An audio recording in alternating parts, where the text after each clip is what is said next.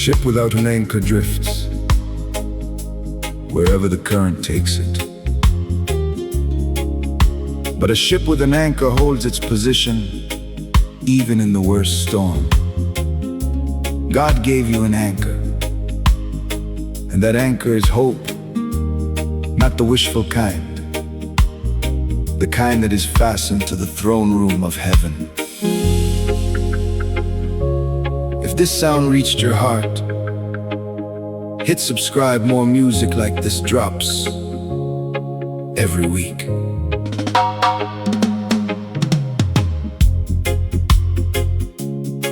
We have this hope as an anchor for the soul, firm and secure. It enters the inner sanctuary behind the curtain. Hebrews 6 verse 19. The ocean of life has been throwing waves at my boat since the day I set sail. Every storm, every wind, every current has been trying to push me off trail.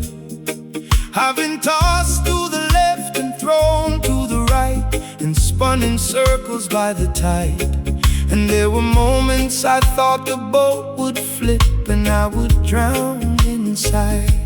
But underneath the chaos, underneath the waves, underneath the surface of the storm, there is an anchor holding me in place, keeping my soul warm. Not an anchor made of iron or of steel that rusts and breaks with time, but an anchor made of hope that is fastened to the throne of the divine. For we have this hope as an anchor for the soul, firm and secure, entering behind the veil today. And the anchor that holds the soul is not connected to the ocean floor, but to heaven's doorway. The anchor doesn't stop the storm from raging on the surface of the sea tonight. The anchor holds the ship in position while the storm exhausts its might. The anchor, my soul is fastened to the throne room, and I will not drift away. The anchor holds me steady in the worst storm of any day. The waves are crashing, the wind is screaming, the current pulls with everything it's got. The anchor, but my soul is not moving from this spot. Not iron, not steel, but hope connected to the throne. The anchor, I am held and I am never alone. What the storm tried to move and the current tried to drag across the ocean floor, the anchor holds me steady, and I'm anchored forevermore. Paul was on a ship headed to Rome when a storm called Euroclydon hit the sea. The ship was battered for 14 days, and every sailor lost hope except he. They dropped 4 anchors from the stern and prayed for daylight to arrive.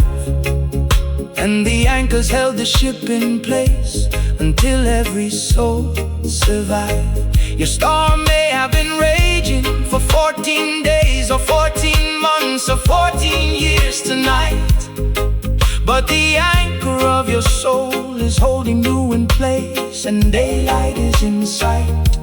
For God has said, never will I leave you, never will I forsake you on this ground.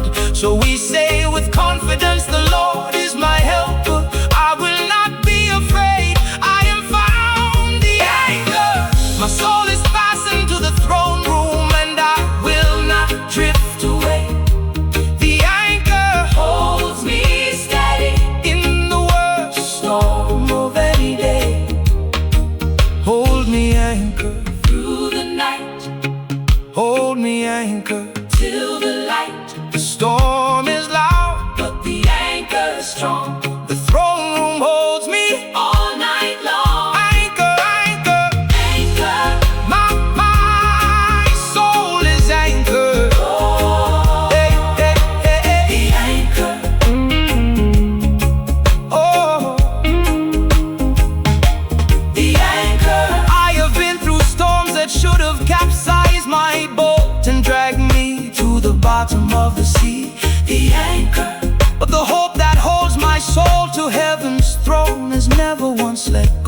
me out of every storm that lasted longer than I thought my faith could hold the rope, out of every wave that crashed over the boat and tried to drown my hope, out of every current that pulled me toward the rocks, where every other ship had crashed. God said, your anchor holds fast into my throat, and my throne has never been smashed. The anchor holds ship survived Euroclydon, and my soul survives this storm the same. The anchor, because hope connected to the throne room of God is the strongest anchor with a name.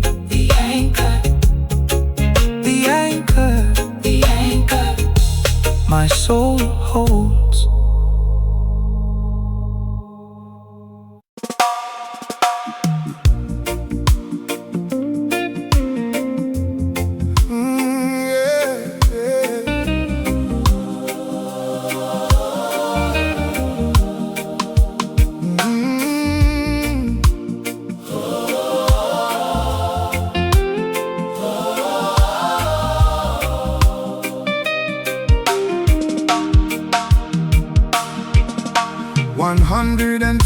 People locked inside a room on the second floor. Jesus told them, wait in Jerusalem for the promise and don't walk out the door. They didn't know what they were waiting for. They didn't know when it would come. They just knew the teacher said stay and pray until the power reaches some. On the day of Pentecost, suddenly a sound like a violent rushing wind filled the entire house where they were sitting, and the fire descended from within. Tongues of fire rested on each one, and they began to speak in languages unknown. And the upper room became the launch pad for the greatest movement ever sown. For when the day of Pentecost came, they were all together in one place and one accord. And suddenly a sound like the blowing of a violent wind came from heaven and filled the room of the Lord. The upper room teaches us that the waiting room is the launching room in God's design. And the fire falls on those who stay when everybody else resigns. The upper room, the fire falls on those who wait together and refuse to leave. The upper room, 120 stayed, and the whole world now believes. They could have left, they could have quit, they could have gone back to their nets and boats. The upper room, but they stayed, and the fire fell on their coats. The upper room, the waiting room, is where God loads the weapon for the war. The upper room, and the fire that fell that day is still burning at the core. What the world called a waste of time, God called preparation for the flame. The upper room, and the fire is still falling in His name. Before the upper room, Peter denied Jesus 3 times in the courtyard of shame. After the upper room, Peter preached one sermon and 3,000 people came. The difference between the Peter who denied and the Peter who preached was the fire. And the upper room is where the coward became the prophets with desire. Your upper room season might feel like nothing is happening while you wait and pray, but the fire that's about to fall will transform you in a single day. For you will receive power when the Holy Spirit comes on you today. And you will be my witnesses in Jerusalem and to the ends of the earth in every way. The fire falls on those who wait together and refuse to leave. The upper room, 120 stayed, and the whole world now believes. Wait for the fire, don't leave the room. Wait for the power, it's coming soon. The wind is building, the flames are near. The upper room is where God appears. Fire, fire, fire. The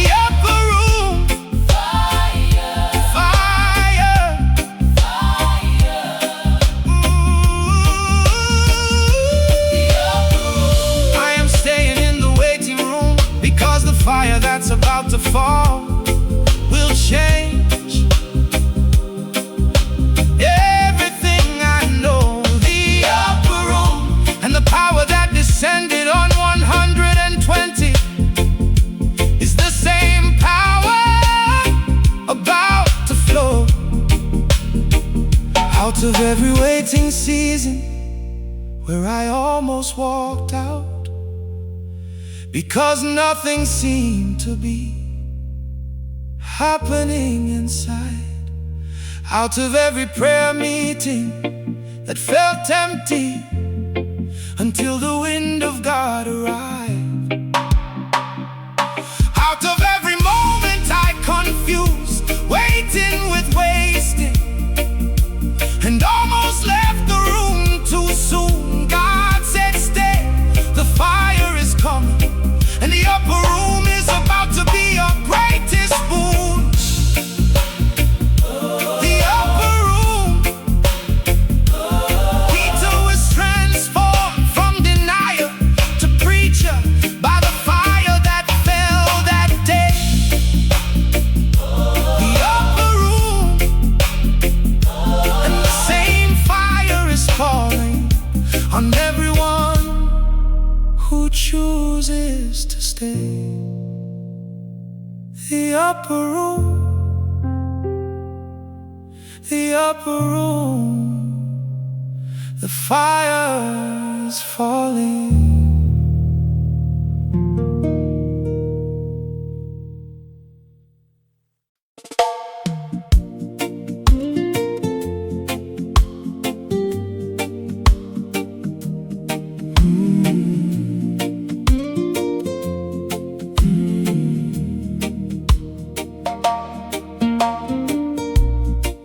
The smallest seed in the garden, you could lose it between your fingers if you sneezed. So small that the wind could carry it away before your hand had even squeezed. But Jesus picked up this tiny seed and said, this is what the kingdom looks like from the start.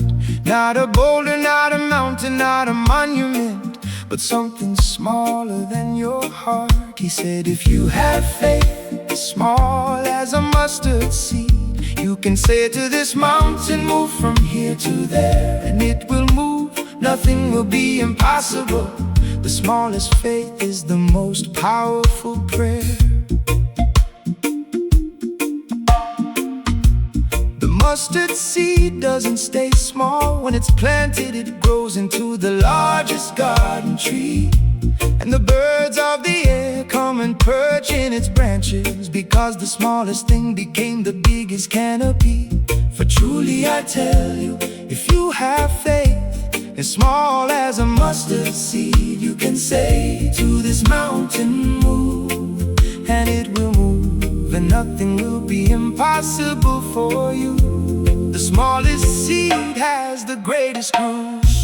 The kingdom of heaven is like a mustard seed, which is the smallest of all seeds on the ground. Yet when planted, it grows and becomes the largest of all garden plants with branches all around. The mustard seed, the smallest faith, moves the biggest mountain in the way. The mustard seed, you don't need much to change everything today. Smaller than a pebble, lighter than a breath, invisible to the naked eye. The mustard seed, but when it's planted, the mountain has to say goodbye. The mustard seed, the kingdom starts small, but it never stays that way. The mustard seed, planted and watch God multiply the day. What the world dismissed as too small to matter, God chose as the engine of the kingdom's plan. The mustard seed, the smallest thing in the mightiest hand. David's faith was mustard seed sized when he picked up 5 stones from the creek. But the giant that everybody feared fell at the feet of the one the world called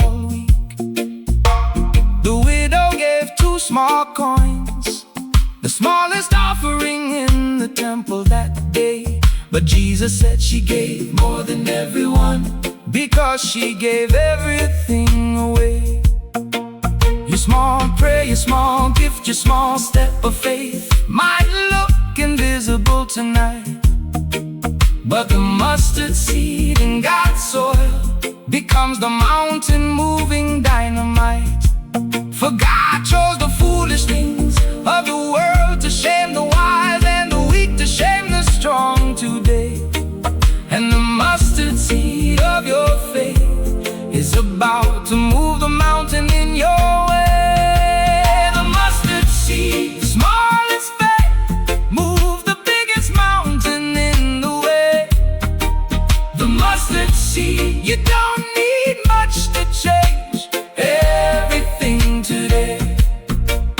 Small seed, big God, small faith, big move, small prayer, big answer, small step, big groove. Plant the seed, watch it grow. The mustard seed puts on a show. Seed, seed, the mustard seed grows. Mustard seed, my faith is small, but the God who receives it turns mustard seeds into mountains every day.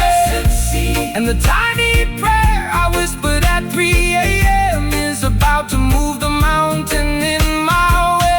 Out of every moment I looked at the size of my faith and then compared it to the size of my problem. Out of every prayer I almost didn't pray, because it felt too small to solve them. Out of every seed I held between my fingers and said, this can't possibly be enough to grow. God said, planted the mustard seed and watch me put on the greatest show. The mustard seed, David had 5 stones, the widow had 2 coins, and the kingdom starts with the smallest seed on earth. The mustard seed, and the faith in your hand right now is worth more than you know it's worth. The mustard seed, the mustard seed, small faith, big God.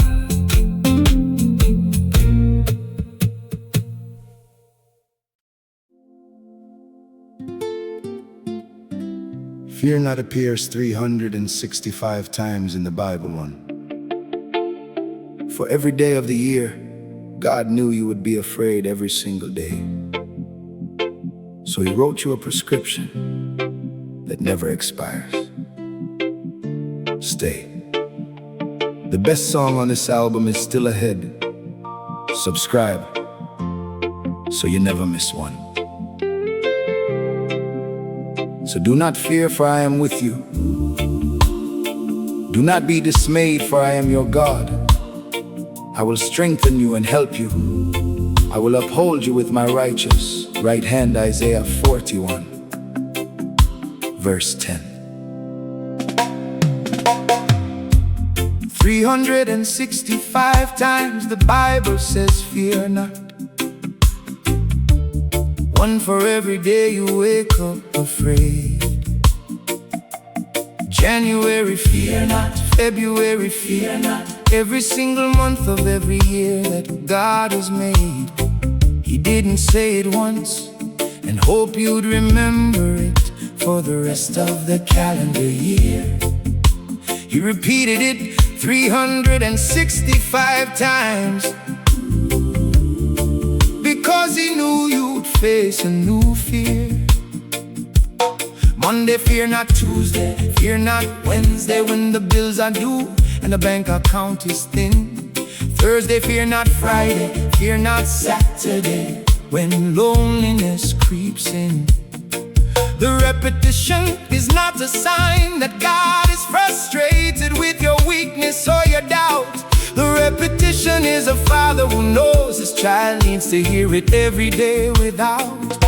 For God has not given us a spirit of fear, but the power and of love and of a sound mind tonight.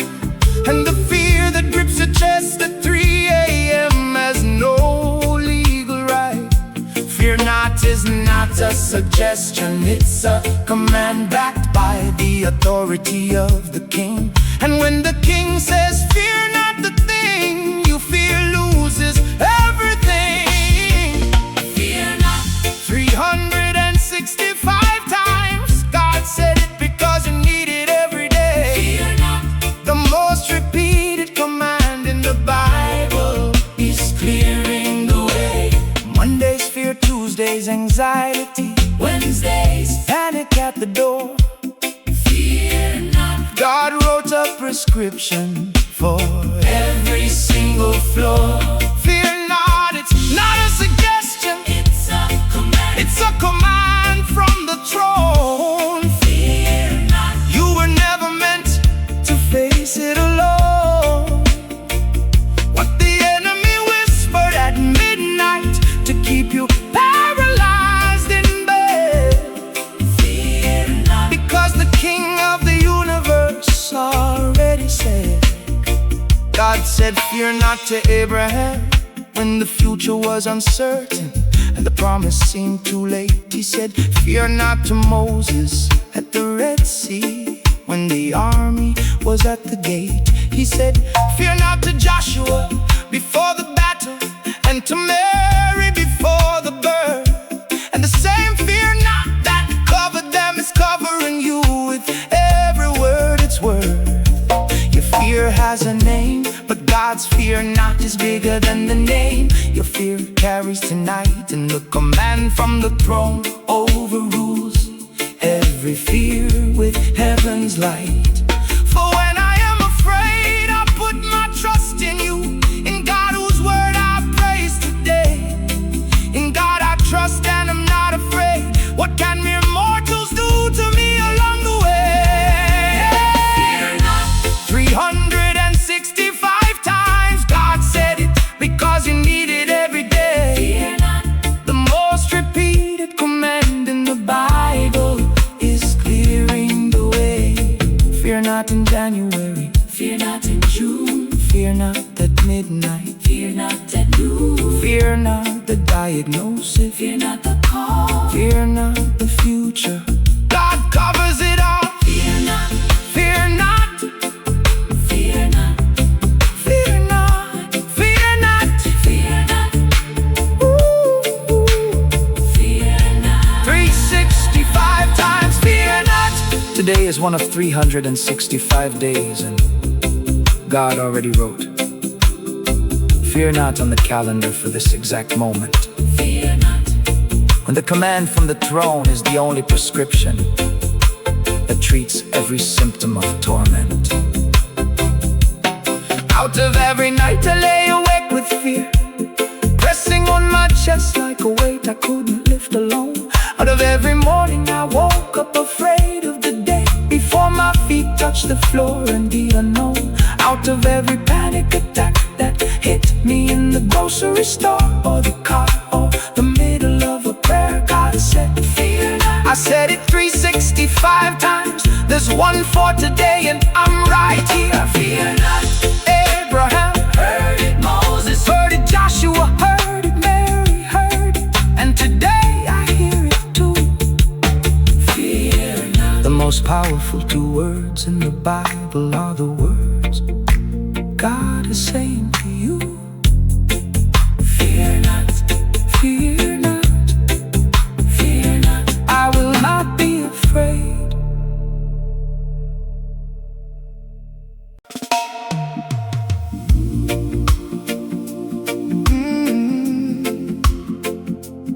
Oh, yeah.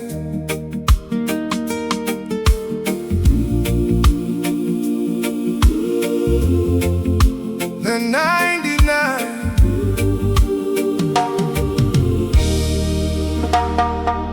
The shepherd had 100 sheep, and every night he counted them inside the pen. 97, 98, 99, and he stopped because one was missing then. Any reasonable farmer would have said 99 out of 100 is a very good rate. But this shepherd was not reasonable. He left the 99 and went through the gate, into the darkness, into the mountains, into the thorns and the cold and the wild night air, because one sheep was missing, and the shepherd couldn't sleep until he found it out there. He didn't send a servant, he didn't hire a search party, or wait until the morning light. He went himself, the shepherd himself, because the one that was lost was worth the fight. For the Son of Man came to seek and to save the lost, and to bring them home today. And there is more rejoicing in heaven over one sinner who repents than 99 who don't stray. The 99 were safe inside the pen, but the shepherd's heart was with the one who was gone. And the God who leaves the 99 is the God whose love is never withdrawn. The 99. God left the safe ones to come find me in the dark tonight. The 99. I was the one who wondered, and he came with all his might. Not a servant, not an angel, not a search party sent on his behalf. The 99. The shepherd came himself and walked the dangerous path. The 99. I was worth leaving everything behind to find. The 99. And the love that found me was the most relentless kind. What the statistics said was acceptable loss, the shepherd said is unacceptable pain. The 99. He came for me in the cold and in the rain.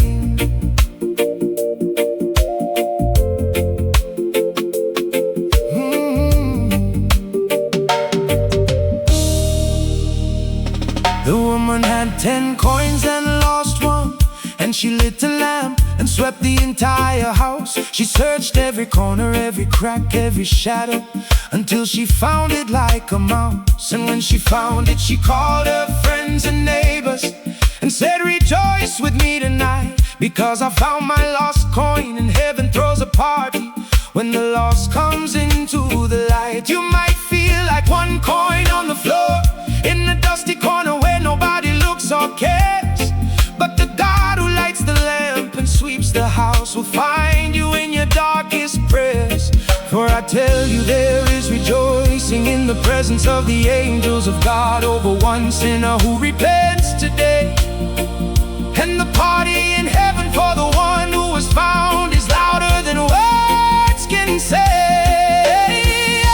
The 99. God left the safe ones to come find me in the dark tonight. The 99. I was the one who wondered, and he came with all his might. The 99. Hey, The 99. hey, The 99.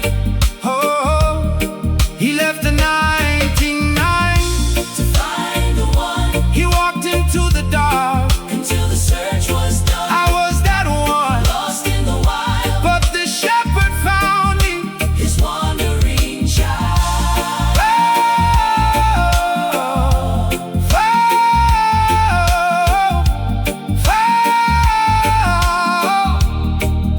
The shepherd found me. The 99. I was lost in the mountains and the thorns and the cold, and the shepherd came for me himself. Hey, hey, the 99. And the love that left everything safe. To find me in danger is the love I felt.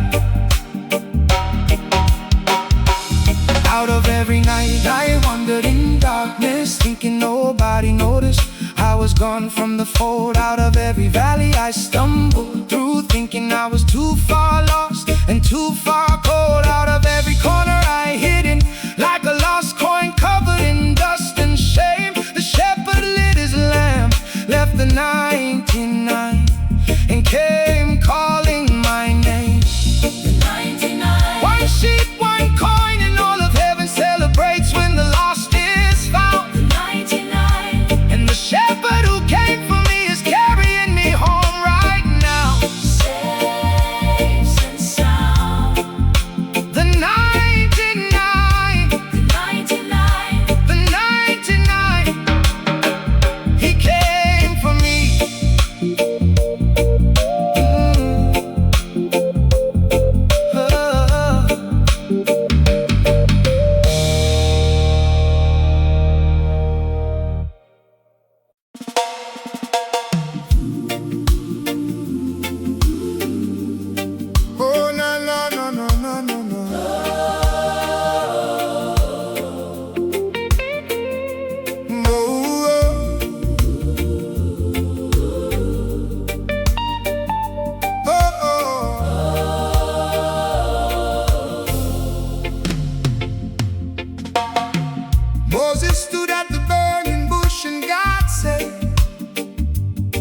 tell Pharaoh to let my people free.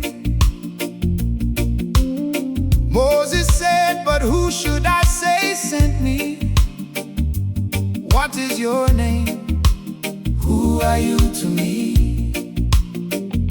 And God spoke the most powerful sentence that has ever been uttered in the air. He said, I am who I am. Tell them I am sent you there. Not I was, not I will be, not I might be on a good day when the weather is right. I am present tense eternal, no beginning and no end in sight.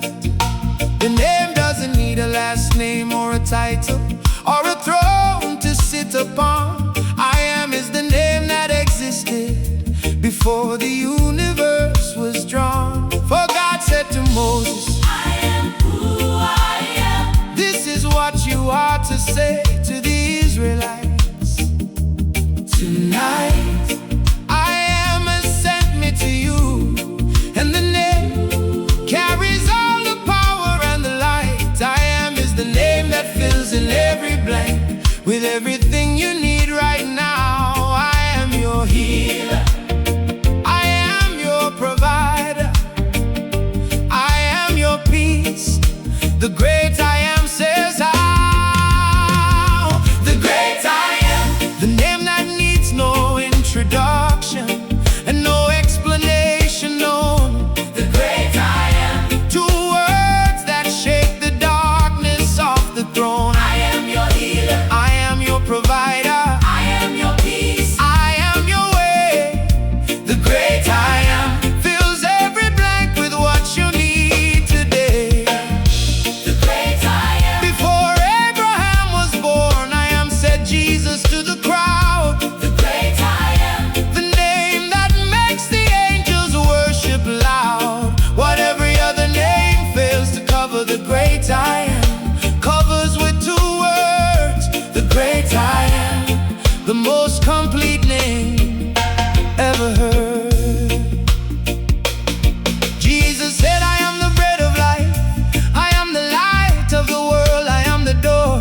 I am the good shepherd. I am the resurrection. I am the way, the truth, and more. 7 I am statements from the mouth of God, wrapped in human skin. And every single one was a blank, filled by the name that has always been.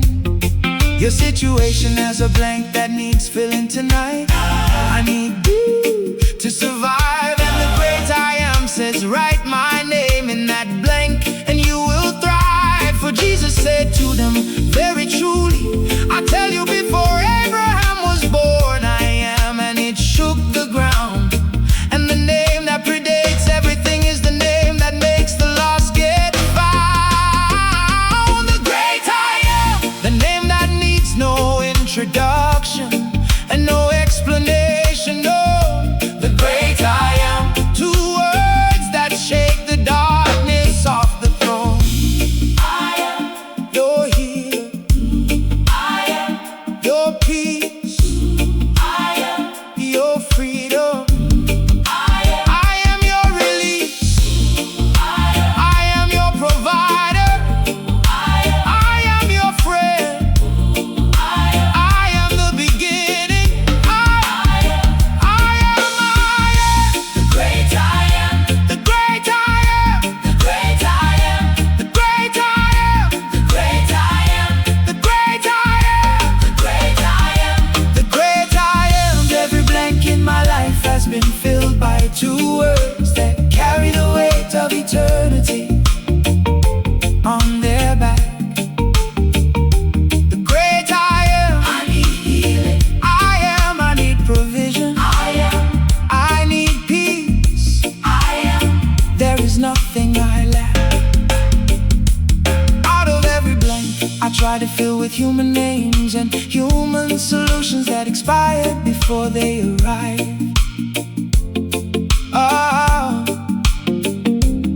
Out of every empty space I try to stuff with things and people and plans that didn't survive.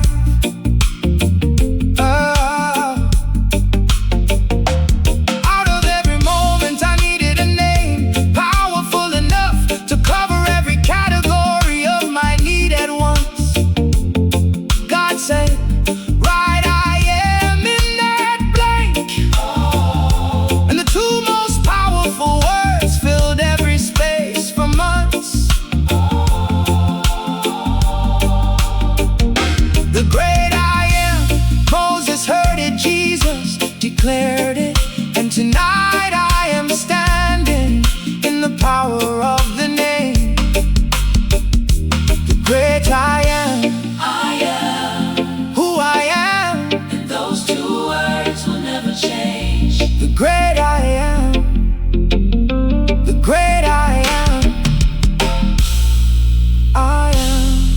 is enough.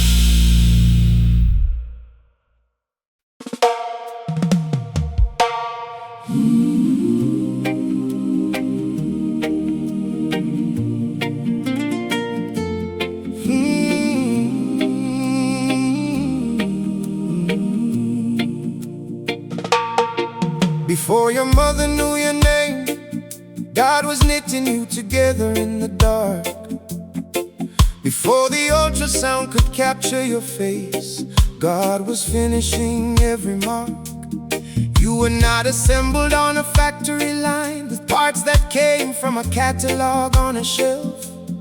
You were handcrafted by the creator of the universe, who made you like nobody else. Fearfully and wonderfully made. The word fearfully means with reverence and awe and holy care. God was trembling with creative joy when He designed the color of your hair. Every freckle, every fingerprint, every curve of your ear was intentional and precise. And the God who made the galaxies took His time on you, not once but twice. For I praise you because I am fearfully and wonderfully made, and your works are wonderful today. I know that full well, and the God who made me didn't make a mistake along the way. Fearfully made means God treated your creation as a sacred act, not a casual thought, and a masterpiece He made. When He made you, cannot be bought. Fearfully made. God trembled with holy joy when He designed every detail of my frame. Fearfully made, and the masterpiece He created cannot be replicated or named. Not mass-produced, not copied from a template, not assembled from leftover parts tonight. Fearfully made, handcrafted by God with trembling delight. Fearfully made. Every cell, every bone, every thought was drawn by His hand. Oh, fearfully made. The most detailed creation ever planned. What the mirror calls flawed, and the world calls not enough, God calls fearfully made. Fearfully made. His masterpiece that will never fade. Jeremiah was told, before I formed you in the womb, I knew you, and I set you apart. And the God who knew you before the first cell divided already loved you from the start. You were not an accident of biology or a mistake your parents didn't expect. You were chosen, designed, planned, and crafted with the most careful architect. The parts of yourself you hate the most were designed by the same God who made the sunset. And the body you criticize every morning is the temple that God hasn't finished yet. For you created my inmost being. You knit me together in my mother's womb with holy thread. And the God who knit you is the God who says you are not broken, you are fearfully made instead. Fearfully made. God trembled with holy joy when He designed every detail of my frame. Fearfully made. And the masterpiece He created cannot be replicated or named. Fearfully, with trembling hands, wonderfully, beyond all plans, knitted together in the secret place. Fearfully made by amazing grace. I am not a mistake, I am not a flaw. Fearfully made, without any law. Fearfully, wonderfully, I am made by God. Fearfully made. I am looking in the mirror tonight.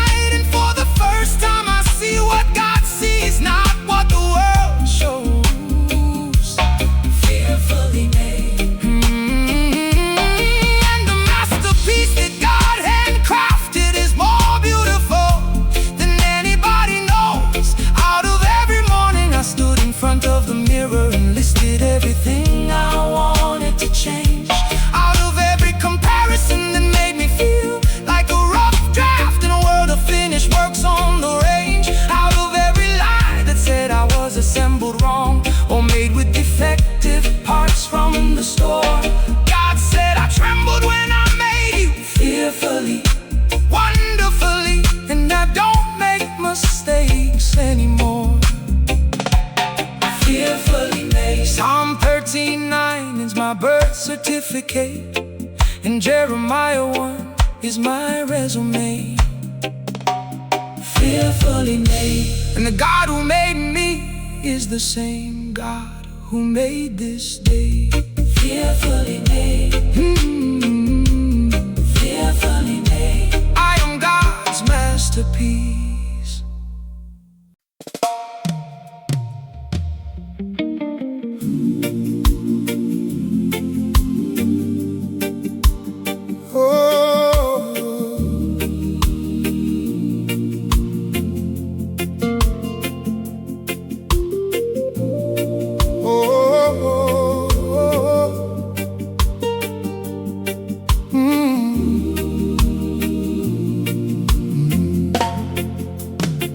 A man was walking from Jerusalem to Jericho when robbers beat him and left him half dead on the road.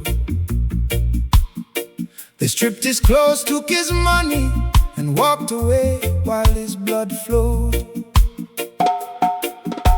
A priest came down that same road, and when he saw the man, he crossed to the other side. A Levite came and looked at him, and he also passed by, and he also tried to hide. But a Samaritan, the one nobody expected, the one the Jews despised and looked down upon, stopped, knelt down, poured oil and wine on the wounds, and put him on his own donkey till the dawn. He took him to an inn, paid for everything, and said, "Take care of him, I'll pay whatever more you spend." And the enemy of the culture became the hero of the story in the end. For which of these three do you think was a neighbor to the man who fell into the hands of robbers tonight? Jesus said, the one who had mercy on him. Go and do likewise. Be the light. The Good Samaritan teaches us that love doesn't check your nationality before it kneels. Love stops for the one on the road and it heals. Oh, the Good Samaritan. Love stopped when everyone else walked by on the other side. The Good Samaritan, the most unlikely hero, knelt down and the wounded survived. The priest passed, the Levite passed, but the enemy stopped and poured oil on my wounds. The Good Samaritan. Love doesn't check labels in the rooms. The Good Samaritan. Stop near poor, he'll carry pain. The Good Samaritan. Be the neighbor on somebody's worst day. What religion walked past? Love knelt down and got its hands dirty in the blood. The Good Samaritan. And God is calling us to be the flood. Jesus is the ultimate Good Samaritan, who found us beaten on the road of sin and death. He didn't pass by, he didn't check our resume. He knelt down and gave us breath. He poured the oil of his spirit and the wine of his blood on every wound we carried inside. And he took us to his Father's house and said, "Put it on my account. I've already died." You are called to be the Samaritan for someone who is lying on the road tonight. Stop, kneel, pour, heal, carry, and be the light. For love your neighbor as yourself is the second greatest commandment of the King today. And the Samaritan who loved his enemy is the example that shows the way. The Good Samaritan. Love stopped when everyone else walked by on the other side. The Good Samaritan. The most unlikely hero knelt down and the wounded survived. Stop for the one on the side of the road. Kneel beside them. Carry their load. Pour the oil. Pour the wine. Be the Samaritan. Be the sign. Stop, kneel, pour, heal. Be the Good Samaritan. Be the Good Samaritan.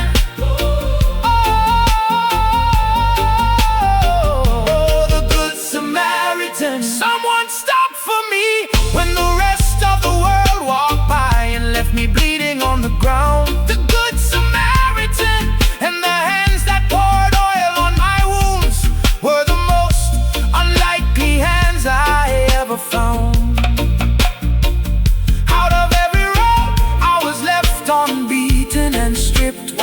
The religious walked past without a glance. Out of every ditch I lay in, while the people I expected to help didn't give me a chance. Out of every wound that needed oil and wine, and someone willing to kneel in the dirt, the Good Samaritan stopped.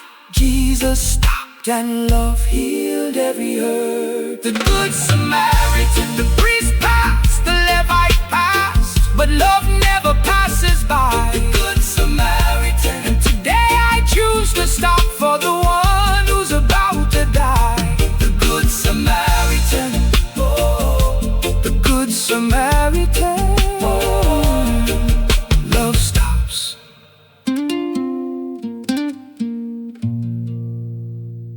Love stops.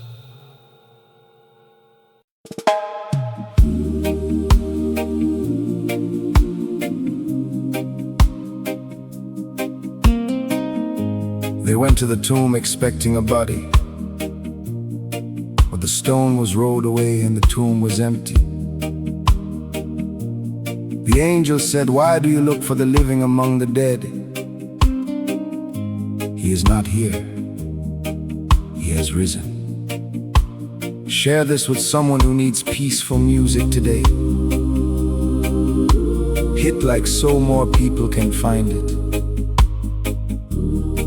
He is not here. He has risen just as he said. Come and see the place where he lay. Matthew 28, verse 6. It was Sunday morning, and the women came with spices and with tears to anoint a corpse. The stone was massive, sealed by Rome, and guarded by the military force. They wondered who would roll the stone away, because it was far too heavy for their hands.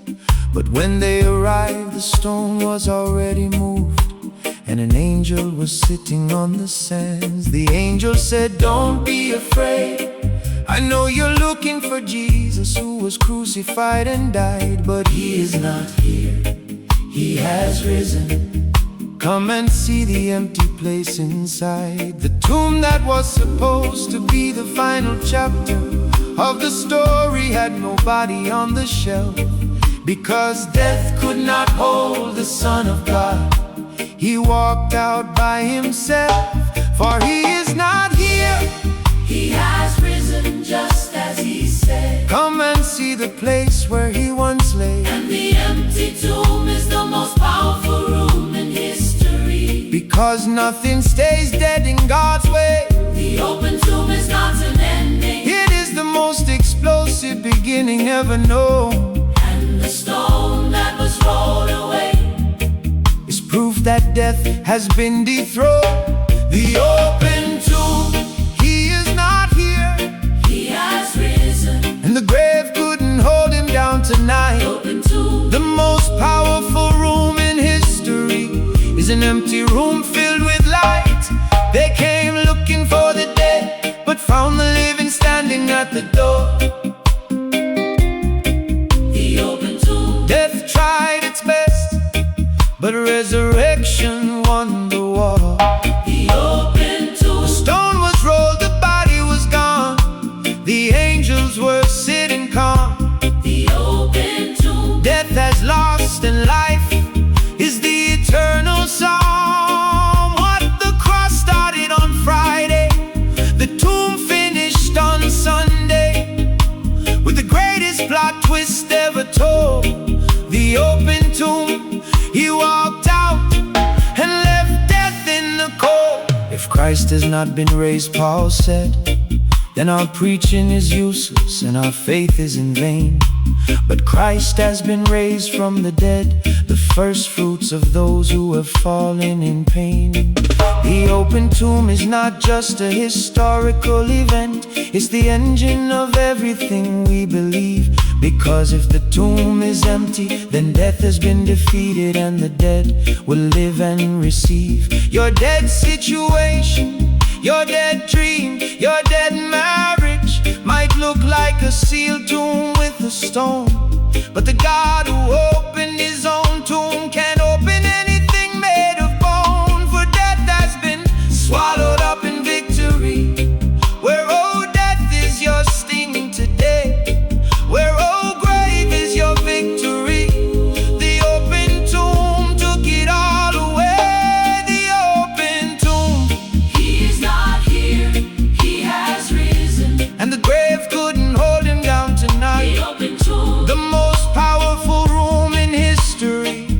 an empty room filled with light. The stone is rolled, The tomb is empty. he is risen.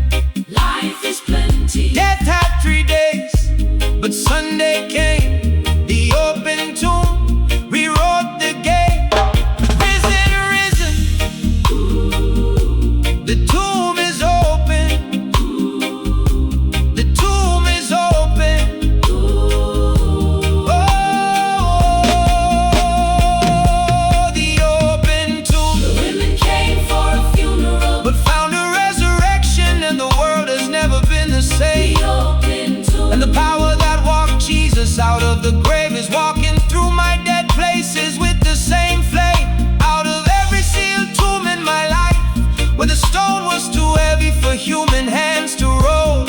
Out of every dead situation I anointed with spices and tears, thinking it was over for my soul. Out of every grave I visited, thinking this is the end, and there is nothing left to say.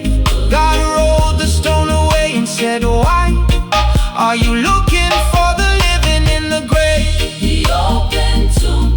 He has risen. The most powerful 3 words in human history remain. The open tomb. And the God of the open tomb is opening every sealed thing in Jesus' name. The open tomb. The open tomb. He is risen.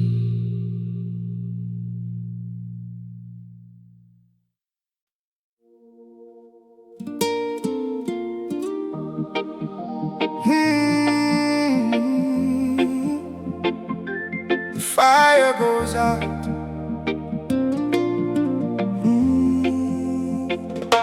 The arrows come at night, flaming darts of doubt and fear and accusation shot from the dark.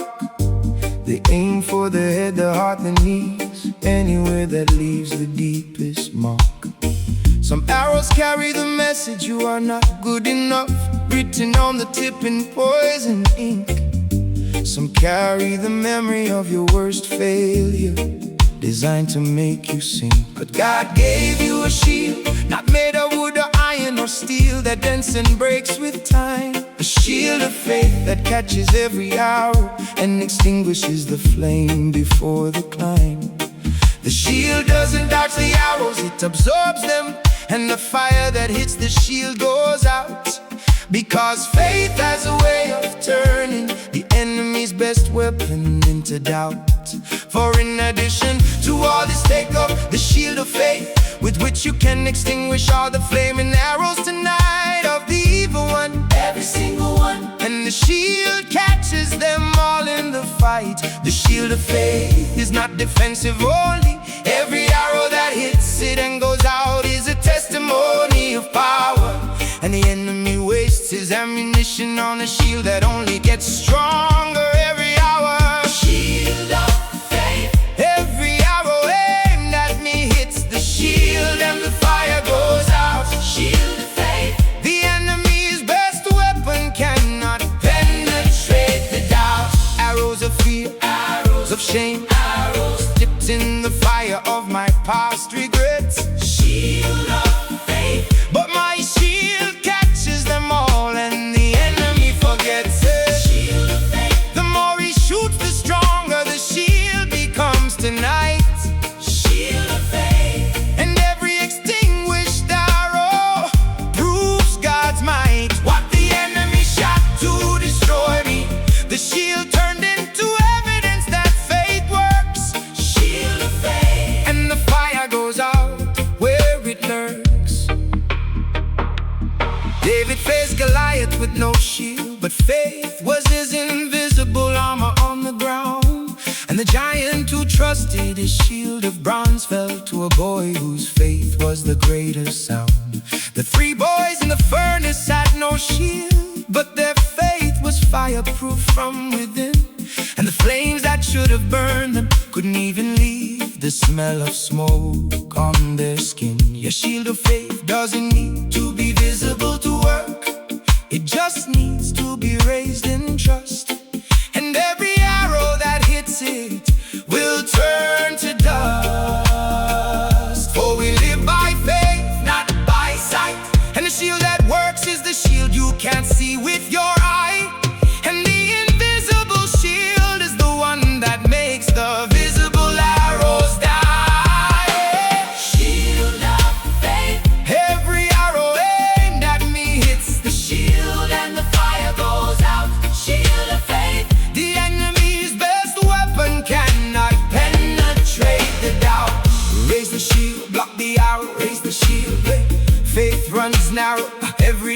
fire every flaming thought. The shield of faith makes them all for naught. Shield up, shield up. The shield of faith protects me. Shield of faith. I am raised in the invisible shield, and every visible arrow is Bouncing off and dying in the dirt. shield of faith. And the enemy who shot 1,000 darts has not caused a single hurt. Out of every arrow of doubt that hit my mind at 2 a.m. when my defenses were low. Out of every flaming dart of accusation that reminded me of every failure I know. Out of every weapon the enemy crafted specifically for my weakest point, God said, raise your shield of faith and watch me disappoint. Shield of faith. David's faith beat Goliath and the boys. Faith beat the furnace and my faith beats the night. Shield of faith. And the arrows are all extinguished by the morning light. Shield of faith. Shield of faith. The fire goes out.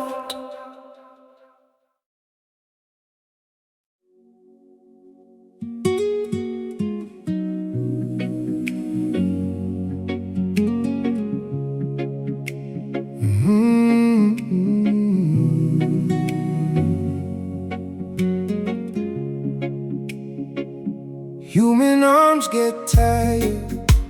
They hold you for a while and then they let you go. They carry you when you're small, but as you grow, the arms begin to slow. Every arm that ever held you had a limit, a weight threshold, a time they had to rest. And the strongest human arms eventually laid you down, because tired is their guest. But there are arms that never tire, arms that have been holding the universe since day one. Arms that carry the weight of every star and every ocean and every sun. The everlasting arms of God are underneath you right now, holding everything in place. And those arms have never trembled, never shaken, never dropped a single soul from their embrace. For the eternal God is your refuge, and underneath are the everlasting arms today. And He will drive out your enemies before you say it, destroy them on the way. The everlasting arms. Don't get tired at 2 a.m. when your weight doubles from the tears. The everlasting arms have been holding you steady for every one of your years. The everlasting arms Underneath everything I carry. arms that never let go. The everlasting arms. The arms of God don't tire, and they don't slow. Human arms, drop me human arms. Got tired human arms, said you're too heavy for my hold. The everlasting arms. But God's arms never fold. The everlasting arms. They've been underneath me since the day I was born, The everlasting arms. and they'll be there on the final morn. What every human arm eventually says is too heavy to keep holding up in the air. The everlasting arms have never said I don't care. A mother's arms are the first arms we know, and they feel like the safest place on earth. But even a mother's arms eventually put you down because of tiredness and worth. God's arms held the Red Sea open for 2 million people walking through on dry ground. God's arms held the sun still for Joshua, so the battle could have extra time around. The arms that hold the galaxies in orbit are the same arms holding you in bed tonight. And the everlasting arms have never once lost their grip on anything or their might. For He gathers the lambs in His arms and carries them close to his heart today. And the everlasting arms are the gentlest and the strongest in every way. The everlasting arms, underneath everything I carry, are arms that never let go. The everlasting arms, the arms of God don't tire, and they don't slow. Underneath me, the arms are holding. Underneath me, God is molding. Arms that never shake, arms that never break. Everlasting arms for my sake. Hold me, hold me, hold me. The everlasting arms, the everlasting arms. I stopped trying to hold myself up and fell backward into arms that have been waiting underneath me all along. Oh, the everlasting arms, and the arms that catch me are the same arms that hold the universe, and they have never once been wrong. Out of every night, I held myself together with willpower and caffeine intake. Oh, oh. Out of every breakdown, I tried to prevent by carrying my own weight without escape. Out of every collapse that happened because I forgot there were arms underneath the whole time. God said, fall, I'll catch you. My arms are everlasting, and they are the most sublime. The everlasting arms that held the Red Sea, held the sun, and now they hold me when I fall. The everlasting arms, the gentlest, strongest, safest arms of all. The everlasting arms.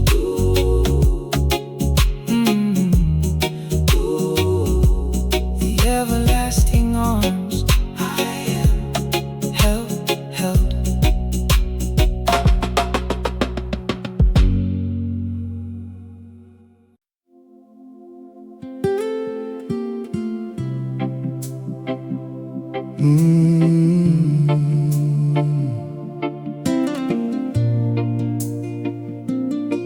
After the Red Sea closed over the enemy, and the waters returned to their place,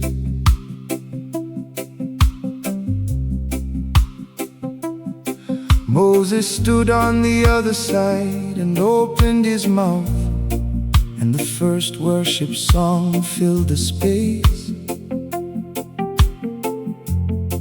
He sang, I will sing to the Lord, for he is highly exalted, and the victory is done. The horse and its rider he has thrown into the sea. The battle has been won. The song of Moses was not a rehearsed melody, written in a studio with a band. It was a spontaneous explosion of worship from a man who had just seen God's hand. After the impossible crossing, after the walls of water, after the army drowned in the deep, Moses sang, because worship is what happens when you've been delivered from the sleep. For I will sing to the Lord, for he is highly exalted, and the horse and the rider he has hurled into the sea today.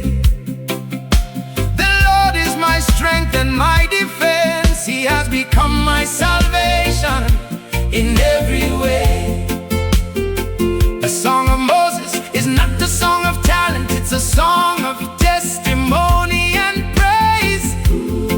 And the song that comes after deliverance is the most honest song you'll ever raise.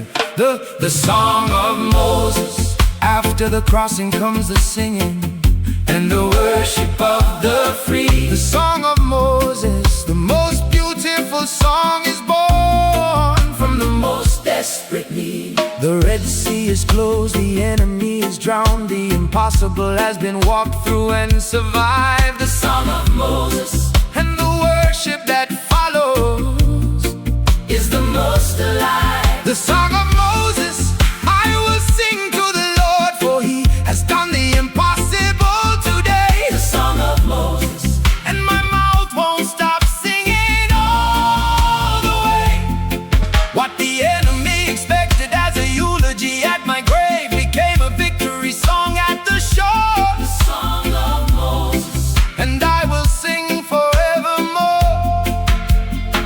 In Revelation, the saints in heaven sing the song of Moses and the song of the Lamb combine. The first song of deliverance and the final song of victory are intertwined. Great and marvelous are your deeds, Lord God Almighty. Just and true are your ways.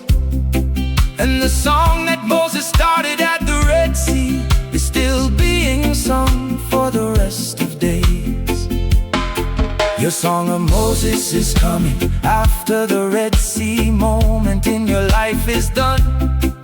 You will open your mouth and the most beautiful worship will flow like a river in the sun. For they sang the song of God's servant Moses and of the Lamb in the heavenly place. Great and marvelous are your deeds, just and true are your ways, King of grace.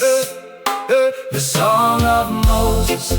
After the crossing comes the singing and the worship of the free. The song of Moses, the most beautiful song is born From the most desperate need, Sing after the crossing, sing after the sea. sing after deliverance. Sing because you're free. The enemy is drowned, The waters have returned. the song of Moses is the Song I've heard. Sing, sing the song of Moses.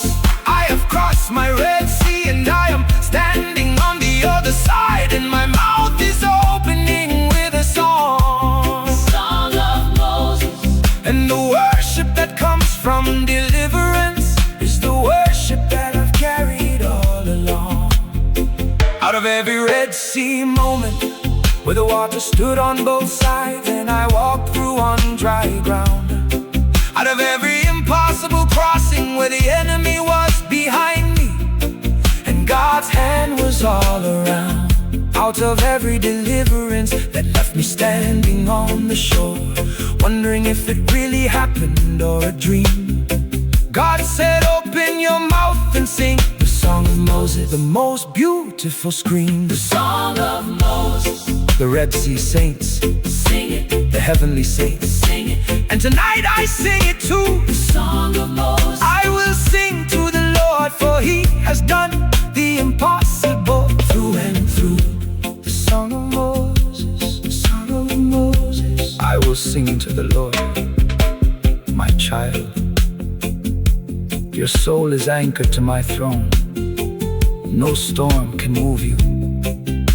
The fire fell in the upper room, and the same fire is falling on you tonight. Your faith is a mustard seed, but it will move every mountain in your way. Fear not. I said it 365 times because I knew you would need it every day. I left the 99 to find you. You were always worth the search. I am who I am. And every blank in your life has my name written in it. You are fearfully made. The Good Samaritan stopped for you. The tomb is empty. Your shield catches every arrow. My everlasting arms are underneath you right now. And now sing like Moses sang at the Red Sea. Open your mouth and worship, because you have crossed over. The water is closed, the enemy's done, and the song that rises from your lips will be heard in heaven. Sing my child, Sing my child, sing the song of the delivered. I love you, I am, and I always will be. Rest now, the crossing is complete.